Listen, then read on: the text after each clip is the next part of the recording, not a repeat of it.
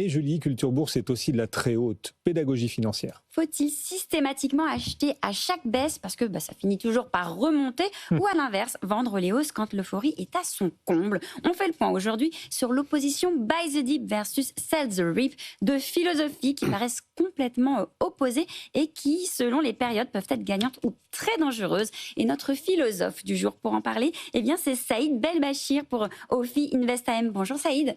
Bonjour. Merci d'être avec nous. Alors Saïd, on est dans Culture Bourse, on commence par la base. Est-ce que vous pouvez nous expliquer simplement ce que veulent dire exactement ces deux expressions? Alors, deux expressions anglo-saxonnes d'origine, mais que l'on utilise depuis 2020 en France. Ce sont des expressions de traders. Donc la première, buy the rip, donc buy, acheter, the rip, to rip, quand on dit un actif, par exemple un crypto-actif vient de ripper, ça veut dire qu'il a baissé. Donc en gros, on achète à la baisse. Mais c'est pas n'importe quelle baisse, c'est une petite baisse. Donc si on buy the rip, ça veut dire qu'on achète à la baisse en se disant c'est les soldes. D'ailleurs, c'est un peu le Black Friday en ce moment, donc ça tombe bien. Et on pense que ça va remonter. D'accord ? Ça, c'est très important. L'autre expression, c'est sell the rip. Donc le rip, c'est l'inverse, c'est une montée d'un actif. Et ça veut dire qu'on vend avant que ça baisse.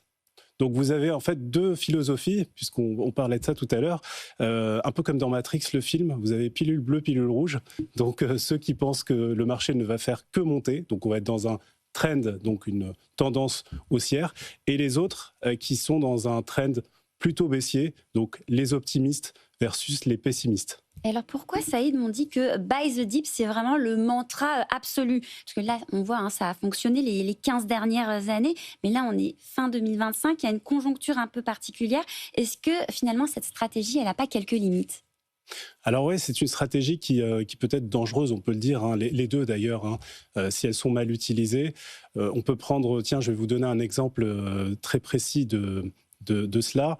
Très récemment, pendant le Covid, justement, en 2020, ceux qui ont buy the dip en mai, au mois de mai, juste après la baisse qu'on a eue, ils ont eu un rebond qui était extraordinaire pendant un mois. Ils ont gagné sur le marché américain, par exemple, si on prend le S&P 500, plus de 35%. Et le rebond a continué, comme on le sait, pendant 18 mois. Pendant 18 mois, ils ont gagné jusque pratiquement 100% sur le SP500. Donc là, c'était une stratégie qui était intéressante. Le problème, c'est que si jamais vous faites un buy the dip à un moment où vous avez un marché qui ne rebondit pas tout de suite après, donc qui reste baissier pendant très longtemps, alors il y en a eu, j'ai deux exemples précis, la baisse après la bulle Internet, qui a duré quand même de 2000 jusqu'à pratiquement fin 2002. Et vous avez également la fameuse baisse de 2008 qui a duré, elle aussi, plus de 2 ans. Et donc à ce moment-là, c'est très risqué de faire un buy the dip. Et alors, dernier point, très rapidement, est-ce qu'il y a une des deux approches à privilégier ou vaut mieux trouver un juste milieu?